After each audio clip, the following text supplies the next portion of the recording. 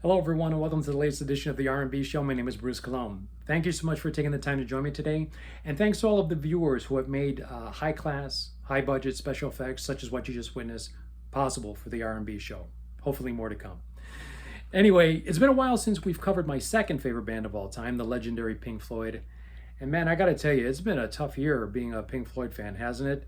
You know, between the nasty war of words between Roger Waters and Polly Sampson earlier in the year, David Gilmour's wife, to the eventual release of the 50th anniversary box set of Dark Side of the Moon, which I know a lot of fans were eagerly anticipating.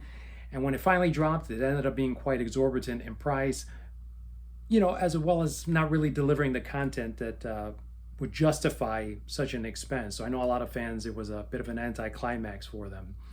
And then in addition to that, then we hear that Roger Waters is soon to release a reinterpreted, reimagined version of Dark Side of the Moon called Dark Side of the Moon Redux. And judging by the advanced track that we got not too long ago, Money, it's going to be quite the divisive project, I foresee. You know, if you go on the internet and go on YouTube and you look for some of the reactions to this first track, you're gonna run the gamut, but it's quite entertaining. For example, Become the Night, who has a great channel, he completely eviscerated this song, and it was quite entertaining to hear him do so. As well as my buddy Michael Noland from The Bottom Line, he didn't seem to be that charmed by it either. So, you know, I think in terms of fan anticipation, it's interesting because, again, you have some that see it as a bad idea. You have others that are a little bit more open to it and just curious to see which way Roger ultimately takes it. It's always a challenge when reinterpreting material, you know, which authors do have the right to do, but I have yet to hear one that I've personally thought was even equal in merit to the original. You know, and we're talking about some of the major classics of their times. You know, for example, a few years back, Sting released a compilation called My Songs. You know, his selection of some of his favorite songs that he's written through the years, both Police and solo. U2 just recently with Songs of Surrender, and of course now with Roger Waters' Money. You know, you listen to all of these, and what they end up being more than anything else is just curiosity pieces. I don't think there's many people that think that these are improvements. In a lot of cases, maybe they're just not meant to be. But a lot of times, I know personally, I end up quite underwhelmed by all of it. You know, if we just listen to this Dark Side Redux track, Money, you know, you can see what Roger's going for. It's done in that same kind of tepid, somber style that he's adapted ever since doing the Final Cut, you know, his final album with Pink Floyd, and which has become a big signature of a lot of his solo stuff. The song Money has been stripped of all of the sort of power and accoutrements and the things that gave it its, you know, its signature, in place of putting the vocals and the emphasis on the words front and center, which seems to be a large part of Roger's agenda with this. I know a lot of people have compared the vocal delivery of this track to a cross like between Tom Waits and Leonard Cohen, although I don't recall Leonard Cohen sounding quite so smug in his delivery, but you know, there you go. In terms of tone, I can see the connection there, but it's for me personally, it doesn't quite bode well for the album that we're about to get.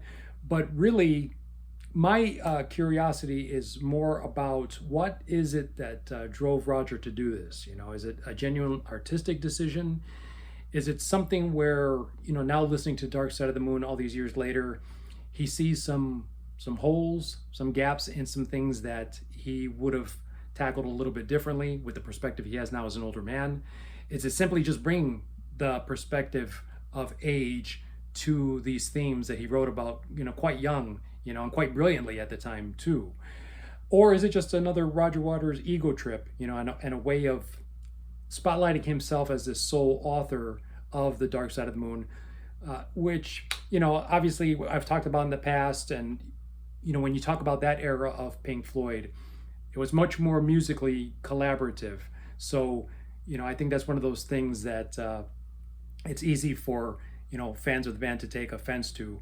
But I know Roger has always been a stickler for credit, and that's been one of the things that always has been a continuous butting of heads between Gilmour and Waters. Whenever they've done documentaries such as on Dark Side of the Moon and Wish You Were Here, it's always that issue of like who did what, and that's something that seems unresolvable.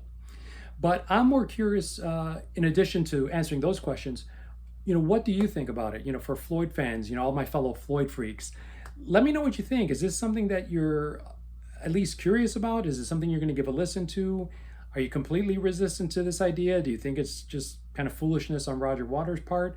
Or do you think it's something that could potentially not necessarily supplant the original, because that's just simply impossible, but maybe something that will add to the overall legacy?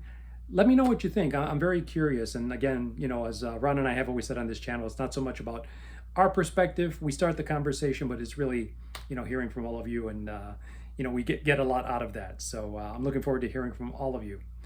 Anyway, that's all I have to share for today. But if you like the video, please give us a like, give us that all-important thumbs up. Consider subscribing to the channel. There is a lot of Floyd content on the channel. I will link up a playlist at the end of this, but yeah, there's a lot of stuff on there Floyd related for all you fans to dig into, okay? Anyway, till next time, all of you, please take care, stay safe, and we'll see all of you again very, very soon, okay? Peace.